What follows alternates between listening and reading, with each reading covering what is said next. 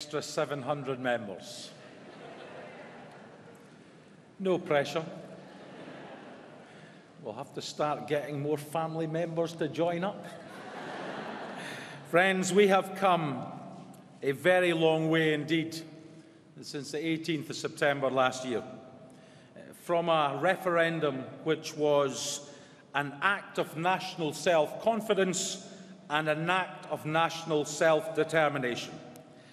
And whatever our opponents say, it was profoundly positive, hugely democratic, and we should be proud of it.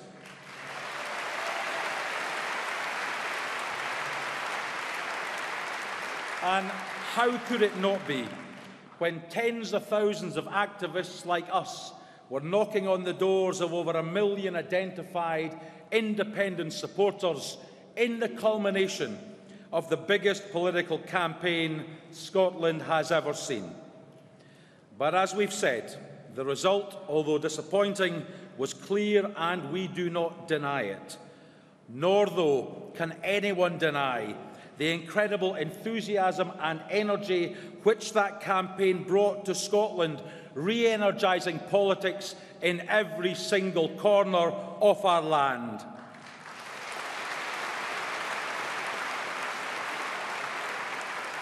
But for me, it's what's happened since that's both fascinating and exciting for the future. We came to terms with the referendum result. Our opponents did not. Our determination to keep on campaigning for more powers was unmatched. Our opponents were caught flat-footed. They thought it would be business as usual. The determination that we had was shared by many, so that our party membership is now more than 102,000 members. And the opinion polls have given us a substantial lead over Labour for 6 months.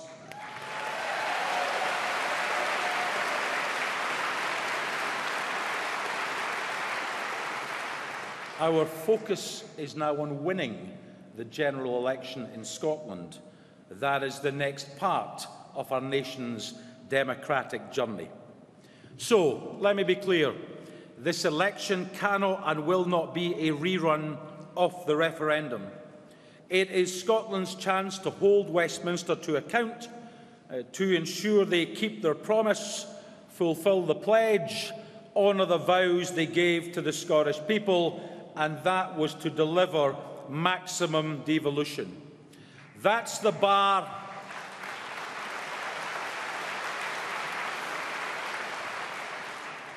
That's the bar they set. It's our job to make sure they deliver. So let's remind ourselves precisely what it was we were offered. Gordon Brown said, we're going to be, within 1 to 2 years, the closest thing to a federal state. It sounded very similar to the pledge of the vow made by the Prime Minister. If we get a no vote, he said, it would trigger major, unprecedented programme of devolution. And as we know, it was that promise of maximum powers which encouraged large numbers of people to vote no in the referendum. So we will now reach out beyond those who voted yes to those who voted no, expecting substantial new powers, and we will create a majority in Scotland for a Scottish Parliament with maximum power.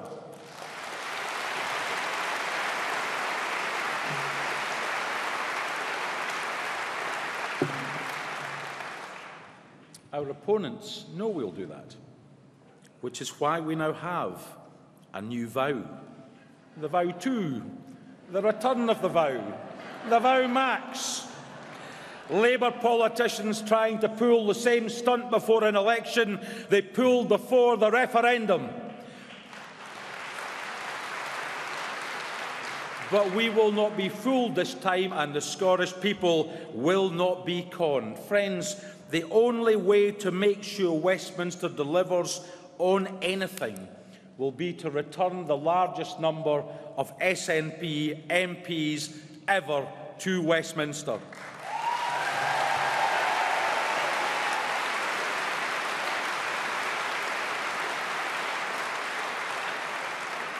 And returning a large group of SNP MPs who will work together first to ensure promises made are delivered and secondly to protect and further Scottish interests is vital. It will make the Scottish National Party the guarantors of real new powers. But as the First Minister has said, that we're not simply talking about power for Scotland but an end to austerity and cuts. You see, if the decisions which affect our lives are not taken here, they'll be taken somewhere else, and we've seen the consequences of that. An austerity programme from an austerity government which failed to deliver the growth the economy needs and is instead committed to making the same mistakes all over again. Remember what George Osborne promised. Debt would begin to fall as a share of GDP this year. The current account would be in balance. Next year, borrowing would be reduced to barely £20 billion. Friends, debt did not fall as a share of GDP. The current account will not be back in the black for years, and borrowing won't be barely £20 billion this year. It'll be nearly 4 times as much at £75 billion. George Osborne has failed to meet any one of the single key fiscal targets he set for himself.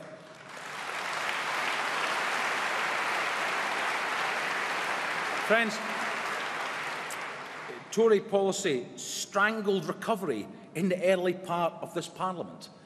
And with £30 billion of new cuts to come, we are on track, unless we change, for a decade of austerity. We know it's failed, but it's worse than that. He's gone from a ratio of cuts to tax rises of 4-to-1 to 9-to-1, the clearest indication of a government trying to balance the books on the back of the poor. To that, we say no thanks.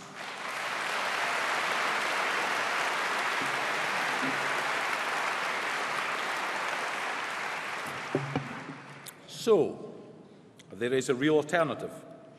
A vote for the SNP is a vote to say enough is enough to Labour, Liberal or Tory cuts. A vote for the SNP will, possibly for the first time, give the Scottish people power to achieve real change at Westminster. And we need to change, not just to say no to austerity, but to deliver real economic decision-making to Scotland. Not just 30% of our tax base or 15% of our welfare budget, but the power to turn potential into profit, profit into prosperity, to deliver that prosperity with a purpose, not just to grow the economy, to fund our public services, but to squeeze inequality out of society, to underpin that economic growth in the first place.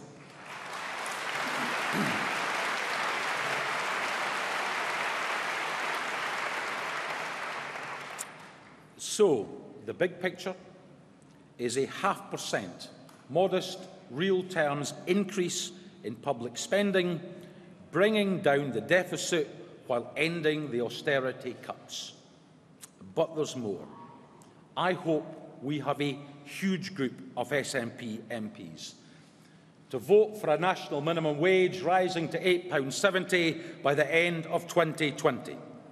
A group of MPs who will press for a far more substantial take-up of the living wage. A group of MPs who will take tough action on tax avoidance. Friends, our MPs will vote for a tough tax dodgers bill.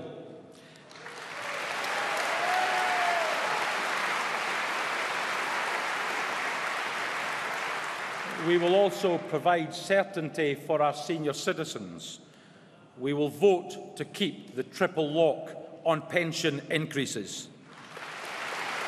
We will support a fairer Scotland, and we will prioritise the immediate scrapping of the bedroom tax.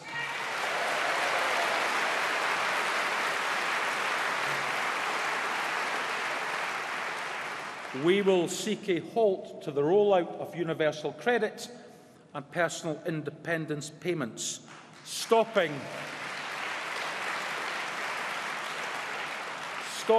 the savage cuts to disability benefits, and we will demand urgent changes to the DWP sanctions regime, which leaves people vulnerable, penniless and queuing at food banks, which is wrong in a rich country.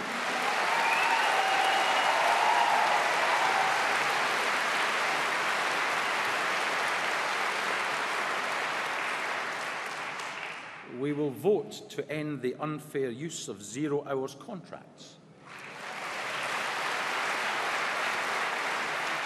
We will support the small business community, not by simply backing the Scottish Business Bonus, which we will, but by seeking proper legal protection to ensure small businesses are not only paid, but paid on time.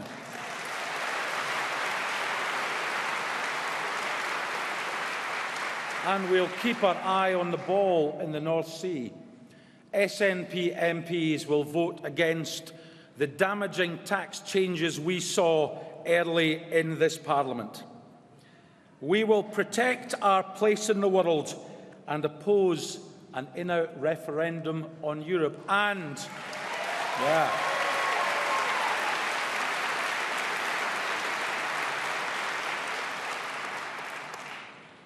should one come, we will vote to stay in.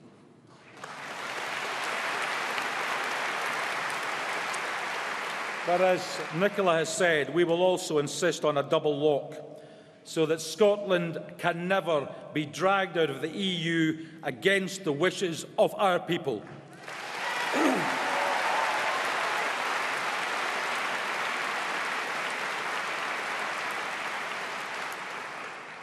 But there's another thing.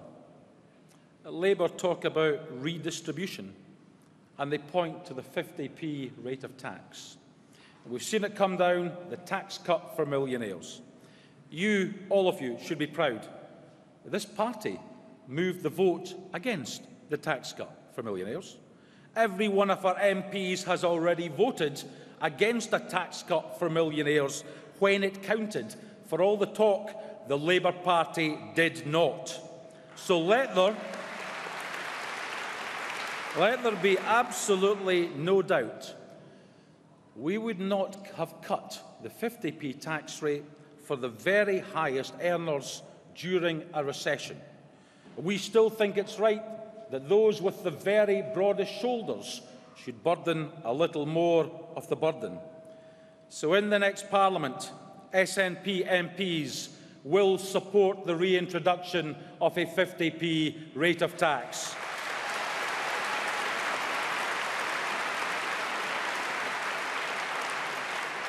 We've also said we couldn't countenance supporting a new generation of nuclear weapons. The UK, friends, does not have £100 billion to spend on Trident and its replacement. And even if it did, these are indiscriminate weapons of mass destruction, and we say no. So,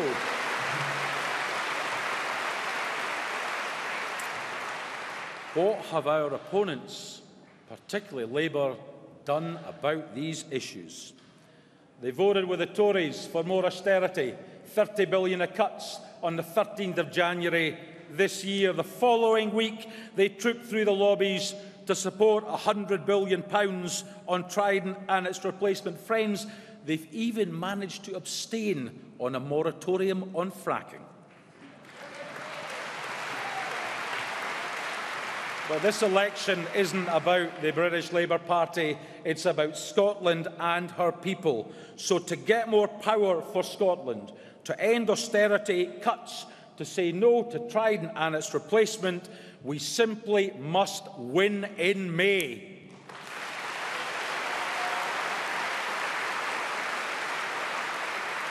Now, I have no doubt we can and we will send the largest number of MPs to Westminster. But there's a potential to do more than that, to hold the balance of power. We know the opinion polls are in our favour. The Ashcroft polls in particular show us ahead in seats we previously could only dream of winning. But this is only potential.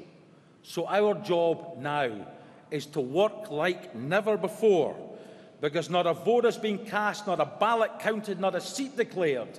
Let's turn that potential into votes, votes into seats, and then this party will deliver for Scotland. Thank you very much.